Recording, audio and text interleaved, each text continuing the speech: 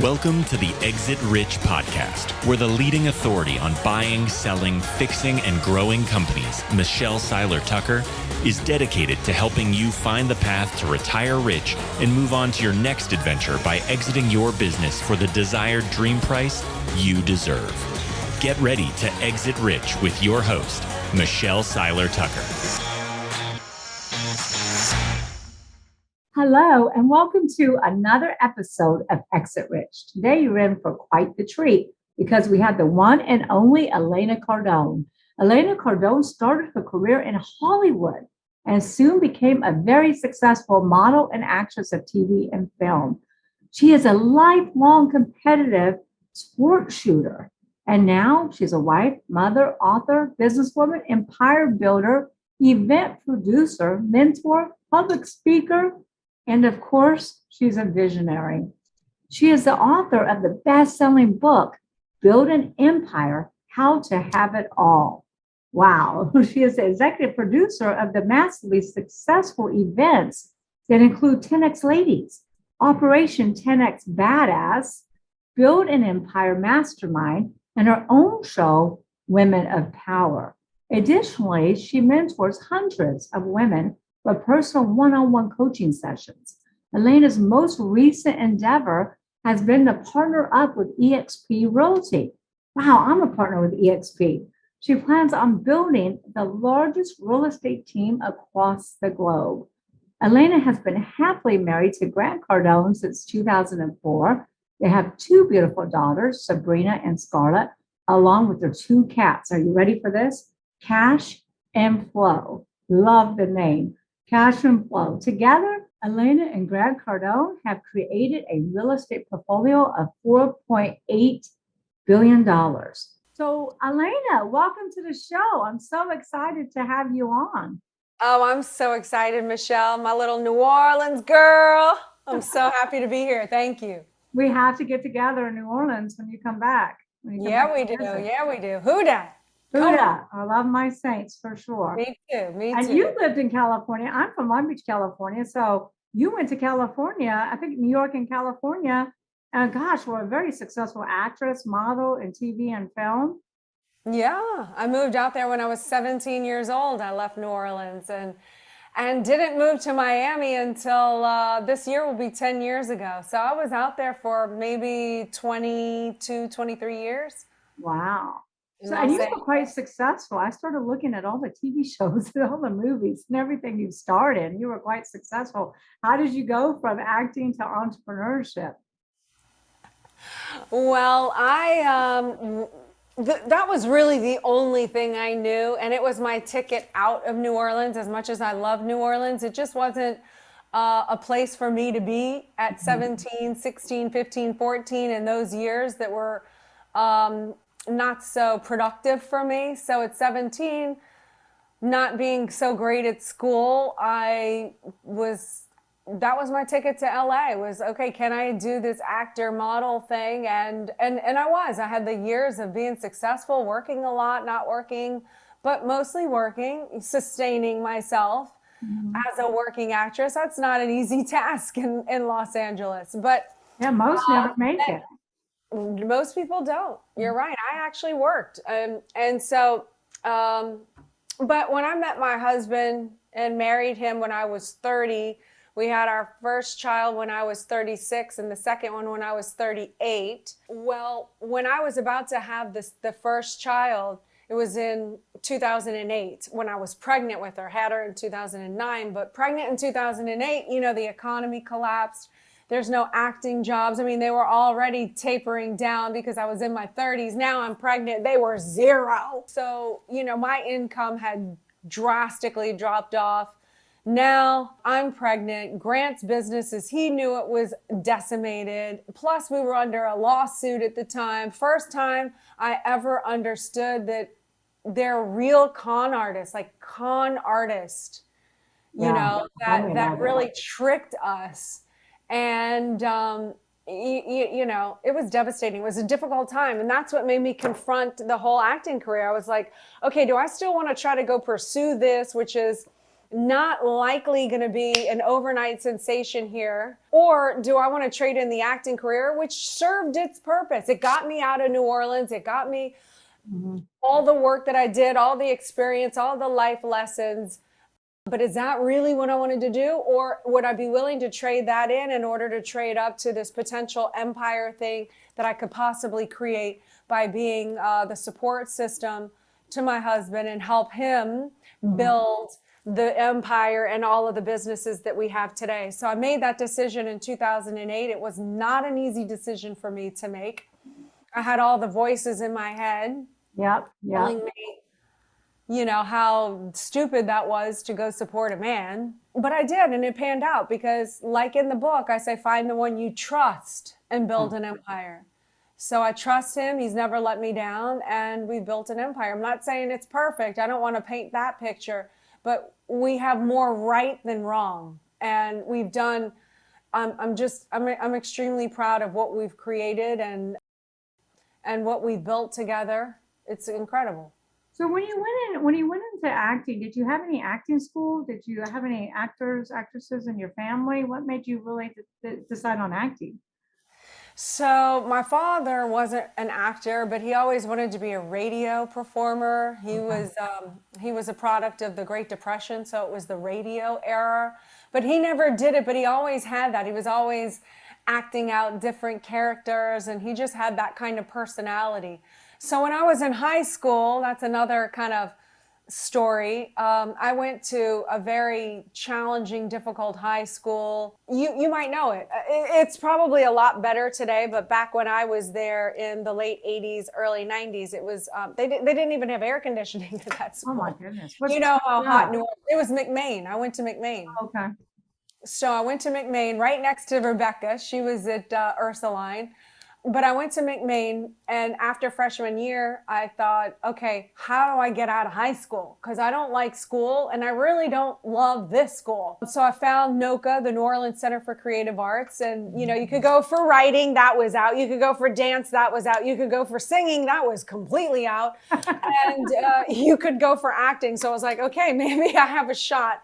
So I auditioned, I made it in, and so what happened for the last 3 years of high school is I would go to McMain for the first 4 classes, those electives that you had to have. And then at lunch, I would drive my car over to NOCA and I would continue the day at an art school learning drama and taking theater. So I learned a lot there. And then at 17, went to Los Angeles and continued the training. I was in acting classes, voice classes, dance classes, all the stuff that you're supposed to do to better yourself as an actress. I did it.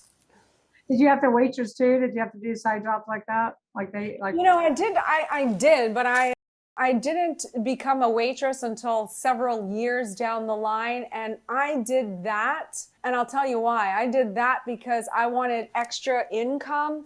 I had a hot rod collection at the time. So I had a bunch of hot rods that I was rebuilding every weekend. So every weekend, and this was a lot of money to me at the time, but every weekend I was dishing out $1,000, I don't know, for new upholstery, which I installed myself with the help of my guy friends, or I was purchasing a high performance cam or new brakes or new distributor, whatever it was. I'm spending $1,000 a week on my car habits. And I didn't want to use my acting money or my modeling money for that. So that's when I decided, okay, go get a server, a waitress job, and there I could fund my hot rod collection. So I did that. My goodness. There's not too many women that have to have cars, you know, collect cars. Rebecca was telling me, she goes, Michelle, she can fix any car. You know, if you break down on the side. Well, that's not true. That's not true. 60s hot rods. Now these new cars, I lift up the hood and I'm like, where is everything? I don't even know what I'm looking at. It's beyond me.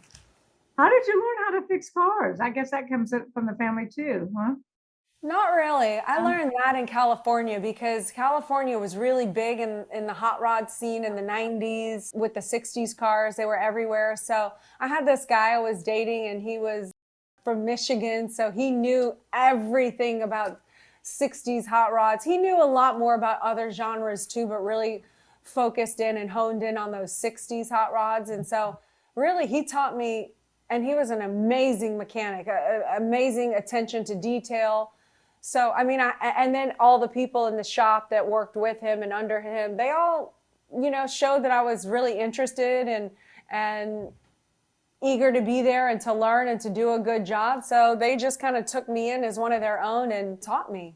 Wow. You're quite fascinating, You think about it, you're into cars.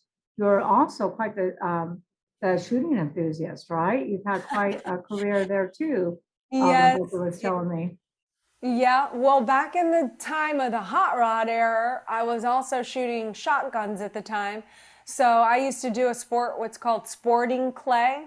It's not skeet, although everyone calls it that. I used to do sporting clay and trap. The only thing I didn't do well was skeet. But sporting clay and trap, I did really well. And I competed. I was ranked 10th out of the females in California back in those days. It's a perishable sport, and it's embarrassing to watch me shoot now because people are like, yeah, right, you are. It's embarrassing. But I don't do sporting clay anymore. But since then, I've taken up what's called 3-gun, and I competed 3-gun. And 3-gun is a competition where there's multiple stages set up to where you're either shooting a pistol, a handgun, or a tactical shotgun, which is different than what I used to shoot, and a rifle. So, and you can only shoot certain targets with certain guns, and it's, you have to run the stages and get all the targets down. It's an incredibly fun but challenging mental game. Yeah. Strategy. It involves a strategy, and so I do that, and I love that. Well, that's entrepreneurship, right? That takes a certain strategy. Yes, it does. It does take a certain strategy. And the thing that I love about the gun shooting is, as an entrepreneur, sometimes it's hard to engage when you're winning or hitting targets, or sometimes it takes a long time to actually hit a target. Mm-hmm. So you have to set up sub targets to hit along the way to give yourself a sense of a win. Well, when I shoot guns, it's instantaneous to me. I know when I hit, if it's metal, it's ding. And if I don't hit, it's, it's not a hit. So that is really exciting for me because I can get instantaneous sort of gratification for hitting targets and knowing how to make an adjustment if I'm off or I'm high or I'm low or what I need to implement to make myself to course correct for the next stage, let's say. Mm-hmm. So I see a lot of similarities in 3-gun and entrepreneurialism. So you go from acting, car enthusiast, guns, to entrepreneurship and build this huge $4.8 billion portfolio of real estate business, this conglomerate that you and Grant Cardone did together. I heard him speak for the very first time at EXP. And Isn't he fantastic? I'm like, he is funny. He's amazing. Really funny. He was channeling his inner Kevin Hart in that interview, for sure. I was like, you took that to a whole nother level. He was hilarious. But what I really loved that he kept saying was, especially how he talked about how y'all met and, he was hunting you, you were the hunt, he was gonna get you no matter what. I mean, I just loved all that. And then I loved how he talked about, that you really are his rock. I mean, you always say behind every good man is a better woman, but you really are his rock and you really are his foundation. I love how you told the story about what you just said earlier, how you guys almost lost everything and talked about the lawsuit and stuff, but you guys have built this massive empire. How is it to work together? Challenging, but rewarding and very fun. And it's incredible to go through life with someone and hit targets and win together.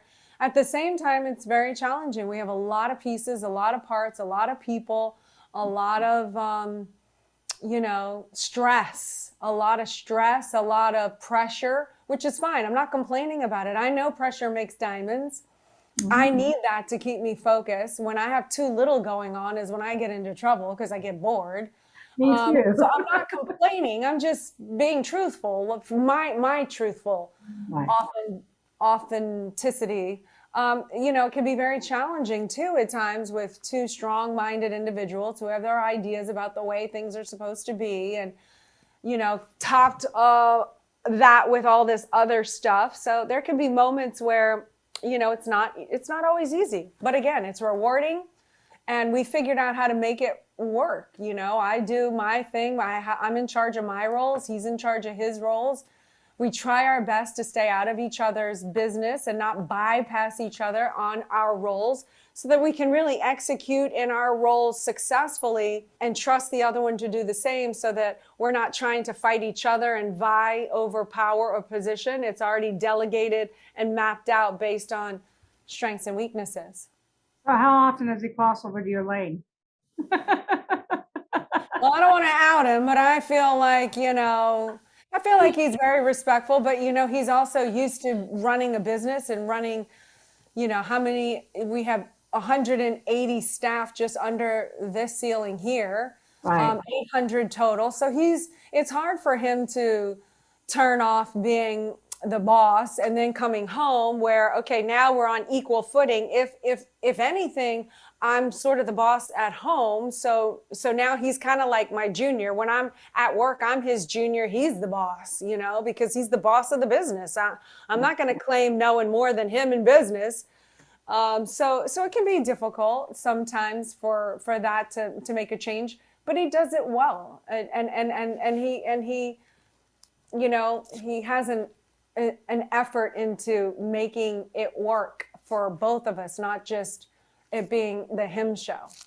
Well, you can tell that he has the greatest respect for you. Yeah, you can. I mean, I love everything on stage really was talking about you.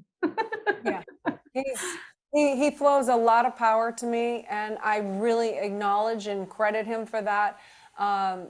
He's wonderful with sharing the spotlight and giving me the acknowledgement, and I think it sets a good example for other men to do the same for the women who are helping them and contributing in their lives as well.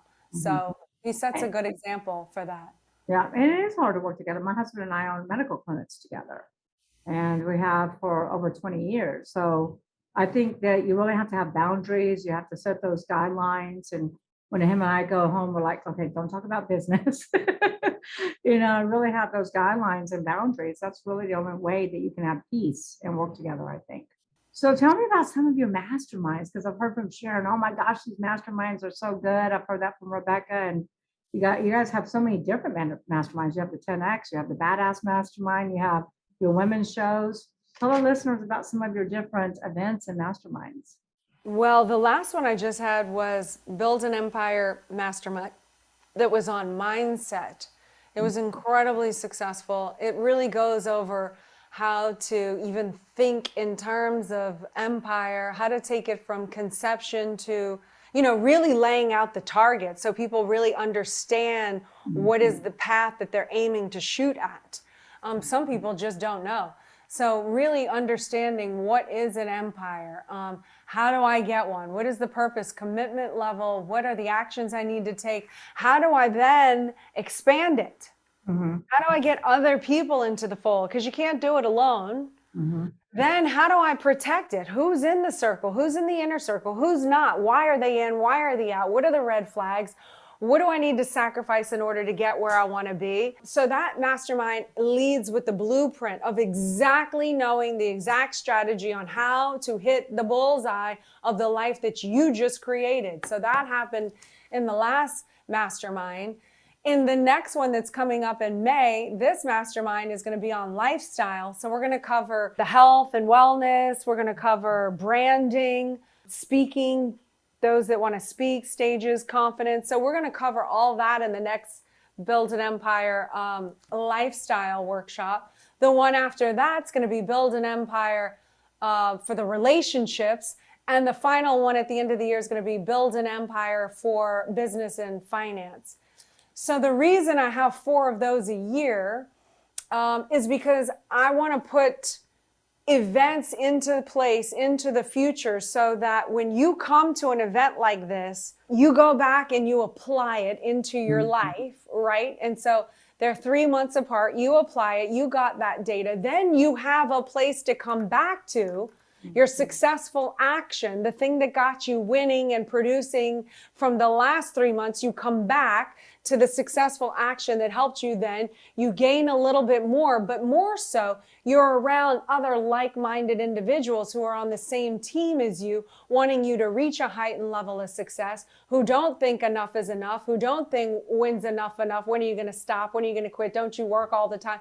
No, these people are like, no, you can do more. You can live up to your potential. You can be better in life. You can be better in your relationships. You can be. And so we come together to support each other to get the next little grouping. Then you go back out into your life and apply the data. It's got to be applicable data. This isn't motivational, feel good, rah, applicable data. So I put these events in the future so that we have a stable event to look forward to not only self-enhance, but also, get that breather of being around like-minded individuals who want you to succeed. Because as you know, you go out into the normal world, and it gets a little threatened the more that you do, because people see you change and see you getting better, and they recognize what they're not doing or not willing to do, and it threatens them. So then they try to hold you down and say you look tired or you work too much or whatever it is that they want you to do to stop, so that they can be okay with not doing enough. Well, over time, that can bash you in a little bit, can introvert you, can make you think, wow, am I doing something wrong? Wait, maybe I need this whole thing called work-life balance. My life looks a little crazy. Maybe I should stop a little and be a little balanced, Do you know what I'm saying? Absolutely, 1,000%. I've been an entrepreneur my entire life, and I've heard it all. And I've always said, the more that you grow, the more you start changing your network, because your network equals your net worth. And who you hang out with is really who you become. So 1,000%, when I look at who I used to hang out with and associate with when I was first getting into entrepreneurship, it's so much different now, Totally. And that's one of the things. Who or what are you willing to sacrifice in order to get where you want to be? And sometimes it means spending less time with the friends. If the friends aren't going to help you to create and build an empire, then they're helping you to destroying an empire. They're either an asset or a liability. There's no in between. And at some point, you have to be willing to look at that and say, why is this person in my life? Are they in my life because they've been entitled to be in my life?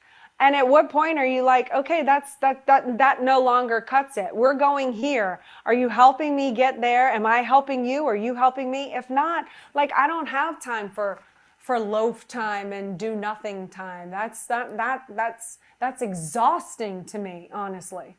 I get when I slow down, I tell you, on Monday, it was really slow in the office. I'm like, oh my God, I can't stand it. So I went out and created a bunch of stuff, because I can't handle being slow. But I always say that because I partner with business owners, I buy businesses, I sell, and we really specialize in buying, selling, fixing, growing. And I always say you'll never grow a business beyond what you can grow the owner.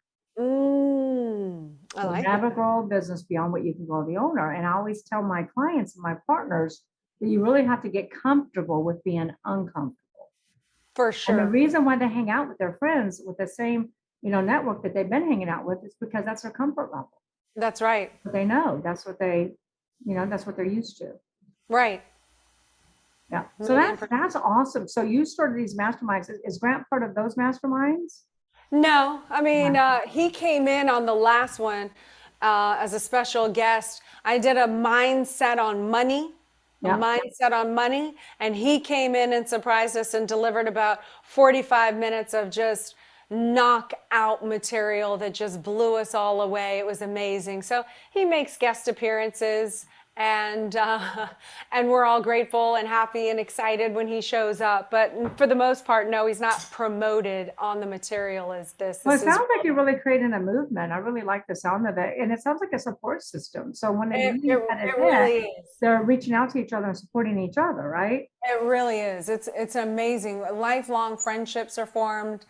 If any of your audience is interested, they can go to 10xladies.com/mastermind. Okay, we'll make sure we include that in the show notes as well. Okay, yeah, 10xladies.com/mastermind if you want to be a part of this group, this community, and get some really good data to get you 10x in in all areas and really building and supporting and protecting your empire. Absolutely. Now, is that the event that Sharon was speaking at? Sharon spoke at the 10X Ladies event. So I 10X hold the Ladies 10X Ladies event separate than Mastermind. Mastermind is, strictly speaking, solely me. 10X Ladies is an annual event. I do it once a year where I bring in powerhouse speakers like Sharon Lecter to speak on various topics, but they all have to go either in one of these 5 categories, which is mindset, business, finance, relationships, or the health and wellness lifestyle. So whatever the speaker talks about is that content for that keynote speech. I'm always good for business. Oh, yes. Okay. I'll put you down. I would love that. So, I help people exit rich, and you and Grant, y'all been helping business owners, really entrepreneurs, build an empire, become extremely wealthy. Have you ever planned exits or help business owners exit? Or what do you think is the biggest strategy or some of the most important things when you go to exit a business?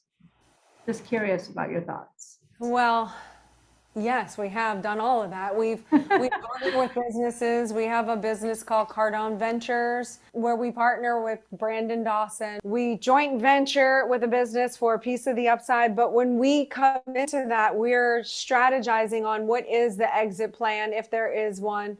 For our real estate, we have 12,000 apartment units. We've thought about the exit strategy on that. Are we going to read it out? Are we going to Wall Street? Are we going to, go smash Blackstone and make a bunch of our investors really happy? But, so we always think and plan on the exit strategy for all of the endeavors that we partake in. The real estate, I don't know. I mean, we say that, and then I don't know, because part of me never wants to let go of that real estate portfolio. Yeah.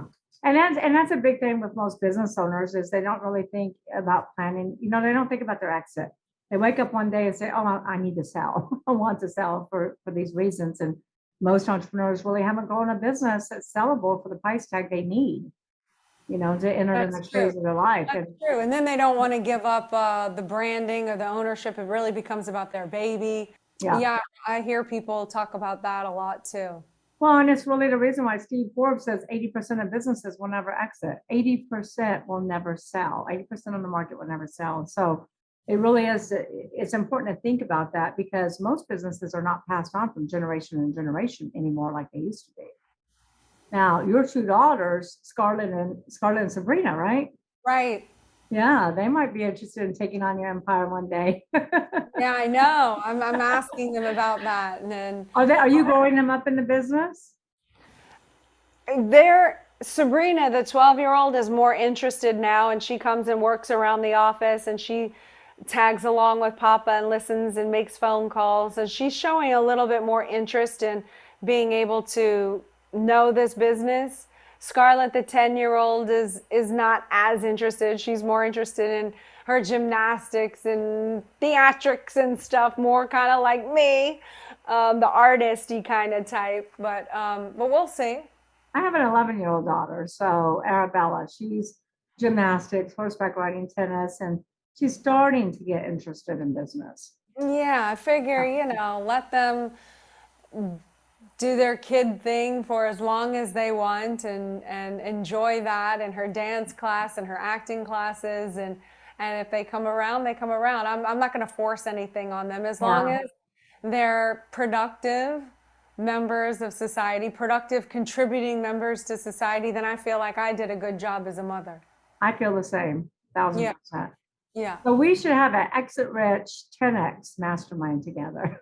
Oh, I love it. That's what we should do. 10X Exit Rich. So tell us about your book that you wrote, your bestseller. I actually did buy it.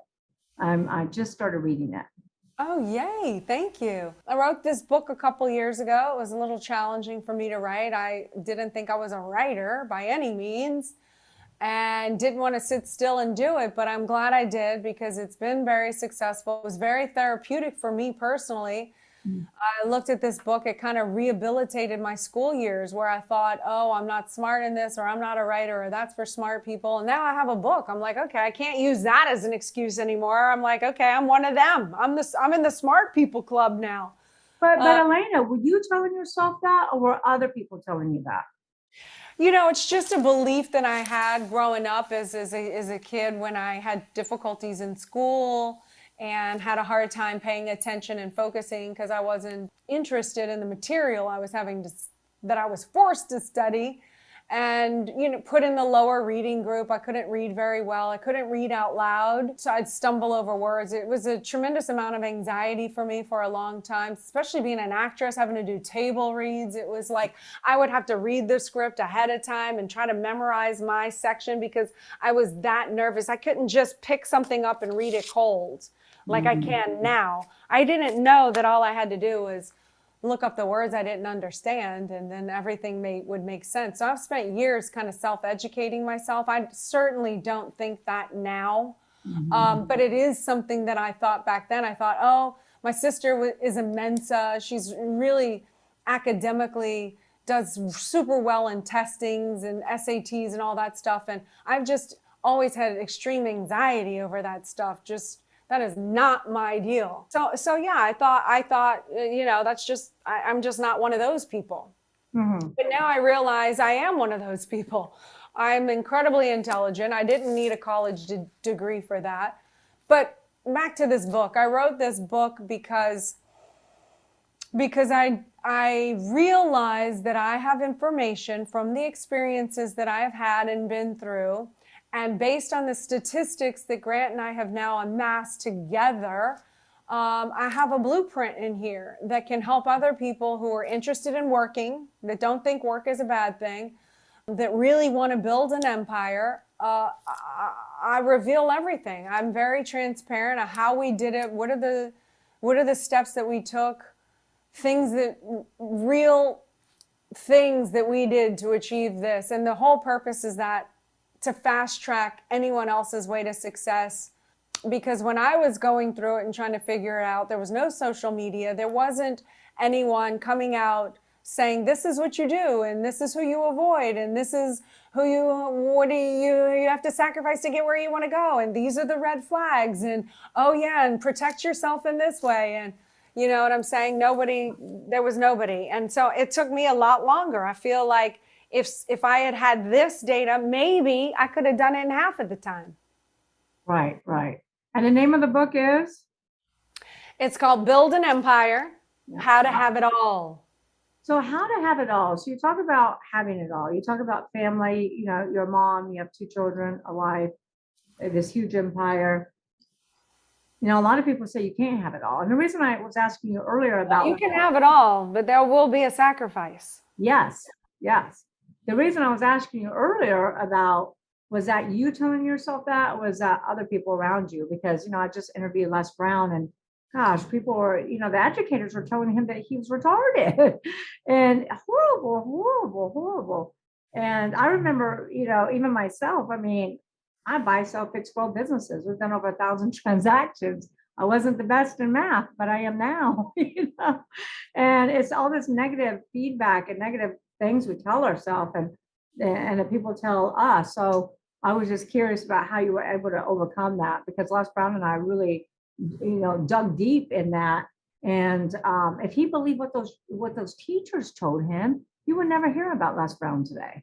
No, you're right. It's awful what they do. They love to evaluate and invalidate, and that to me is the problem with the school system, is they're trying to make cookie cutter kids who are quiet, who don't bother the teacher, and not every child is going to be along that line. Other children are going to be like a me, like a you, like a Grant, and they try to lower level of math.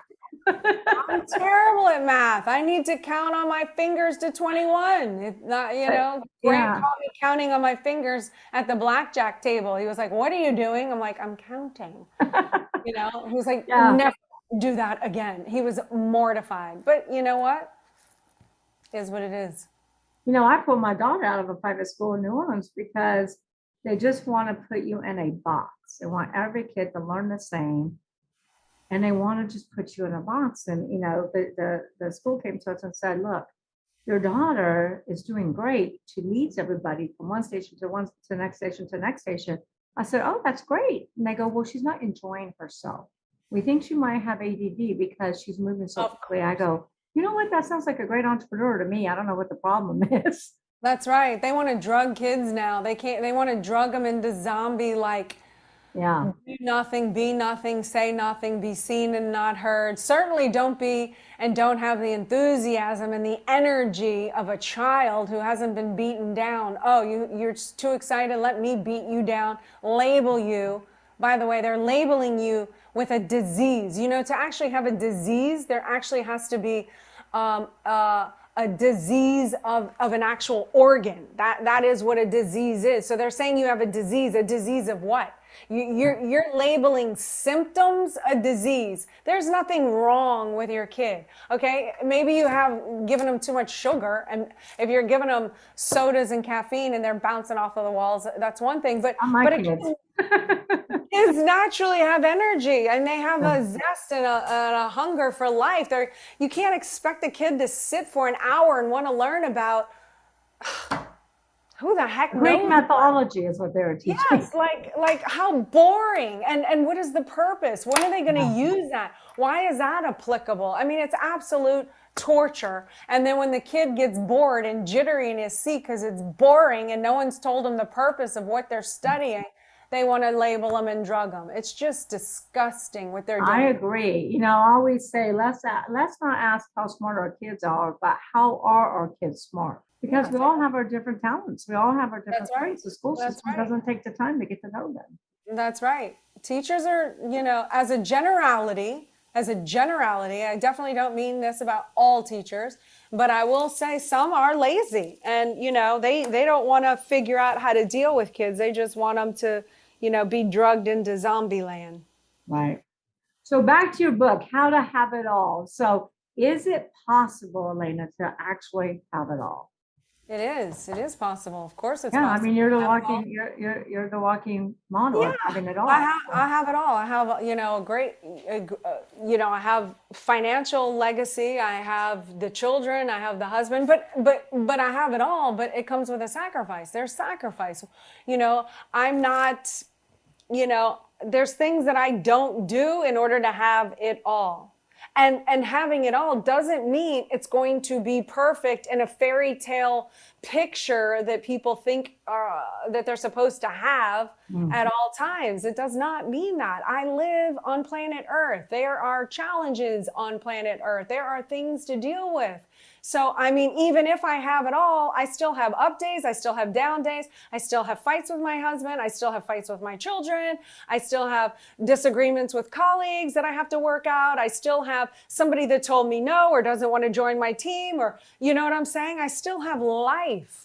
Yeah. So you can have it all and still experience the ups and downs of life. It doesn't mean that you know that all of a sudden, because there was a problem, a situation, you're sad, you're unhappy one day, or things aren't perfect, that somehow that discredits you from having it all.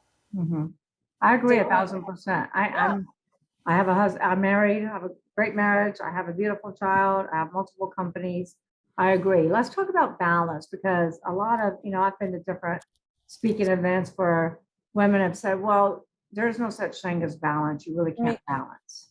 Do you agree? You believe? I don't believe there's balance. You know what? I don't agree there's balance either. That's why I'm asking you. I take that back. There's probably balanced people out there. I just don't know them, and I don't follow them because I'm not looking for balance. And I'm not saying there's anything wrong with that. If somebody feels like they need to get through this life being balanced, and my idea of balance is everything works out perfectly and we're all in harmony, and I have the perfect amount of time with my children and the perfect amount of time with my husband and the perfect amount of time with my business, and everything works hand in hand. If you find that person and that's what you want, study and follow everything that they do. If that's what you want, That's not my life. I don't know how to have that. And I don't even know that I want that. When I have too much calm and everything's I get nervous. I'm like, oh, I need action. I'll start picking fights with somebody because I don't have enough action. Do you know what I'm saying? You know what? Believe it or not, you're not a lot alike, because I do the exact same thing. 1,000%. Because that's why I'm chaos. I just like, I want to bring in this phase that I'm a juggler. I'm at the Cirque du Soleil, I'm the master juggler. I got the chainsaw with the ping pong, with the basketball, with the tennis ball. And I just deal with whichever one's dropping in my hand at the time is the one that gets that attention. And the ones that are at the you should juggle at the next EXP event on stage. God, that's amazing. I should learn how to juggle. You should do that at EXP on stage. Oh my gosh, why did you have to say that? Dang it. I dance with fire. You, Elena, you're going to go on stage at EXP in front of thousands upon thousands of people and juggle. And I'm going to have my chainsaw and my and so throw an axe in there. I know, why not? A couple guns. There's my challenge. So obviously, having it all, there are sacrifices we have to make along the way. There is no real balance. For me, I try to have quality time, not really quantity, just quality time. When exactly. I have time with my daughter. I unplug. I make sure it's time with just her. That she's I'm 1,000% focused on her. Yeah, I do that too. I do quality over quantity. I don't think the kids need to be with you for several hours of the day. I just think that if you do fun, creative time with them and hugs and kisses and whatever, whether you're cooking something in the kitchen together or just hanging out, whatever, it's enough. It shows, we have a trampoline. I go jump on the trampoline with them. It's just time. It doesn't have to be hours. It can be 15, 20 minutes at a time, quality time. Yeah. So what inspired you? And I know we already talked about this a little bit, but what inspired you to really join EXP and make this your mission to turn it into the largest real estate group in the world? Well, I joined EXP because Glenn Sanford, as you know, the founder of EXP, and Grant. Love Glenn. We're going to do a deal and to have Grant's training on the platform, which you now know is there. And Glenn said, well, I don't know how this is going to work because you're not a licensed realtor. So I raised my hand and thought, I'll get the real estate license. Do you want me to get the real estate license? Glenn was over the moon because 63% of women at the time were in the real estate industry.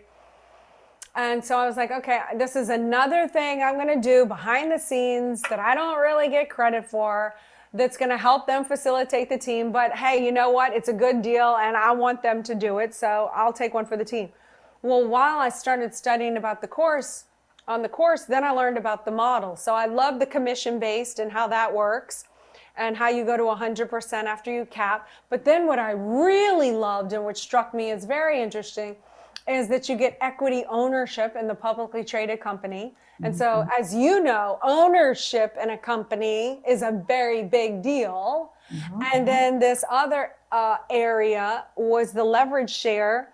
So if you bring in people who are producing, you get bonused on them when they produce and they transact. And not only just model. It's a great model, not just on that person, but if they bring in someone who brings in someone who brings in someone, 7 people deep. So you can create a business within a business in this model. And I just felt like, they pay you a check every single month for that. And it's a leveraged income model where a normal traditional agent can have feast while there might be famine in between the actual selling of a home commission to commission to commission, which doesn't happen all the time. It happens, several months apart in many cases.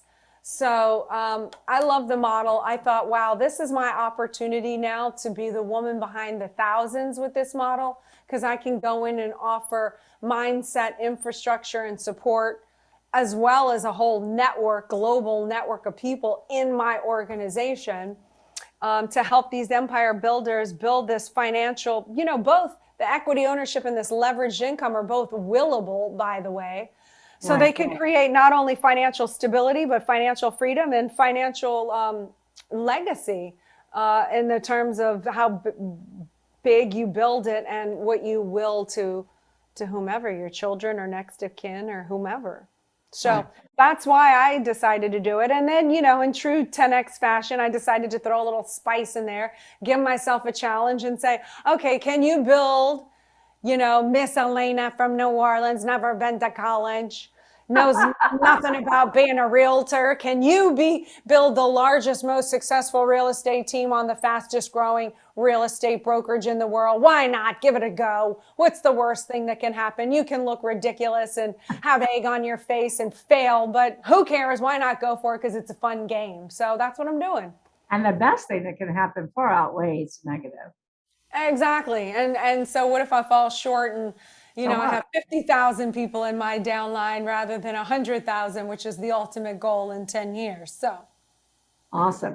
All right. So tell women, give our women listeners like all of our listeners, really, men and women, 3 really great tips to having it all. 3 really great. This is Elena's tips. This is what she believes in. This is her foundation to having it all. Okay. So one, I would say, know that with every decision that you make, you're either creating or destroying your empire. Whether you're aware that there's even an empire to have or not have is irrelevant. I'm telling you that you are either creating or destroying with every decision that you make. So that should torture. That should torture you about every decision, whether it's as little as eating a pastry to working out to who you want to do business with. Are they credible? Do they have your core values? So that's one. Number 2 is, what is your purpose? Really hone in on your purpose. What is your purpose? And it doesn't have to be the permanent one. It can change over time, but it's crucial to have a purpose and why you're doing this, because that's what's going to keep you going when you start getting punched around by life. It should be something bigger than just yourself, that pulls you forward. So you won't quit on it. Even if you were tempted to quit on yourself. Purpose, and of course the core values goes along with that, meaning, what are your core values? What do you stand for? And what do you tolerate in other people? And what do you expect out of other people? And so that goes into number 2. And number 3, I would say, find the one you trust and build an empire. And that means everyone. It doesn't just mean your bedmate, but of course it should start there. But you need people in an empire. It takes people for an empire. No one's done it alone. Yeah. The solopreneur may start in the basement. They don't end in the basement. There's no such thing as an empire aloneness. So you have to find out how to have people in the empire. So find the ones you trust and build your empire. Which is sometimes the hardest thing. I always say, you don't build a business, you build people, and people build a business. And sometimes that's the hardest thing, is finding the people you can trust. But I agree with you 1,000%. What is your why? What is Elena's why? What is Elena's purpose? Well, in 2008, when we were on the verge of losing it all, my only purpose was to survive and not lose it all. I didn't care about anyone on the opposite end of this podcast or whatever this interview is called, because I couldn't. I could only take care of myself and not lose it all. That was the only purpose. This is why I'm saying it doesn't have to be the permanent one. That got me out of that condition by having that purpose. I did not stop because I did not want to lose it all. And I wanted to survive, Now I'm at a different place. I'm at financial freedom, for financial stability. I don't know, whatever you want to call it. And now my purpose is different. Now my purpose is, I want to bring financial literacy and stability and helping people, and Grant get his products and services into people. I want to restore the family dynamic. I want to restore the value of women to society. I'm on this real big women empowerment movement right now, so they can own their power and really change the world and make a difference. So those are some of the, and then with EXP, I want to be the woman behind the thousands, helping thousands of people to financial freedom. So these are my purposes right now that really keep me going when times get tough, because I can't quit. I would never quit on myself, but for sure I can't quit on everybody else. Right. Well, you're impressive. Rebecca told me, because I talked to her before this interview, and she said, Michelle, she's so smart. She reads everything, and she always improves her IQ. Every day she's improving her IQ. So you're fascinating. I look up words. I actually don't do a whole lot of reading. I should do more. But I look up words all the time. I love words. Looking up words has actually made me really intelligent. Learning the definition and the meaning of words is a really beautiful gift. Right. That's powerful. Any last minute thoughts you would like to leave with our listeners? Any last minute brilliant ideas? I'm going to steal this phrase from Grant: be great, nothing else pays. And by that, I mean, you are a gift. Everyone is a gift. Don't diminish that in you. Really own who you are. You were given your own set of experiences for a reason, good or bad. And please don't withhold yourself and your products and services from me. Share them with the world, because you can help me, but you not making yourself known doesn't help me, and it doesn't give me the opportunity to be helped by you. So if there's anybody out there that's in their head about, oh, little old me, or I'm too scared to talk about this or that, get over your own little self insecurities, because they're really insignificant. The big picture is you have the potential to affect and change a life, mine being one of them. So please don't make that transgression against yourself by playing small. Play big, get known, and help as many people as you can, because we need you. This world needs you. Well said. 1,000%. So Elena, how can people find you? They can find me on all socials at Elena Cardone, or you can go to my website, or ElenaCardone.com. Perfect. All right. And how do they get the book? Amazon? This book is free. You just pay shipping. You go to ElenaCardone.com/empire.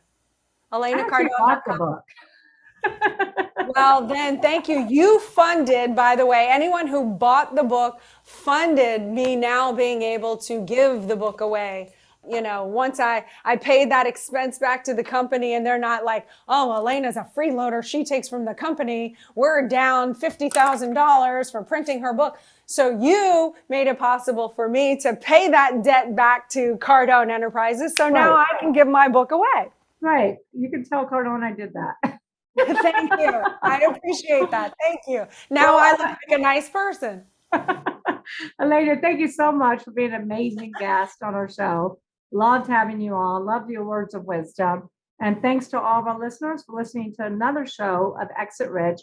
Make sure you share this episode with all of your friends, all of your family, your network. Make sure you share this, because there's some really golden nuggets here. And make sure that you leave a review and listen to us next time on Exit Rich.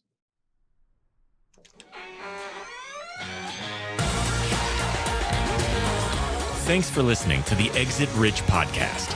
Don't forget to check out Michelle Seiler Tucker's Build to Sell Blueprint books and Exit Rich, along with more blogs, videos, and resources at exitrichpodcast.com. Be sure to connect with Michelle on Facebook or LinkedIn, and stay tuned for her next episode by subscribing in your favorite podcast player.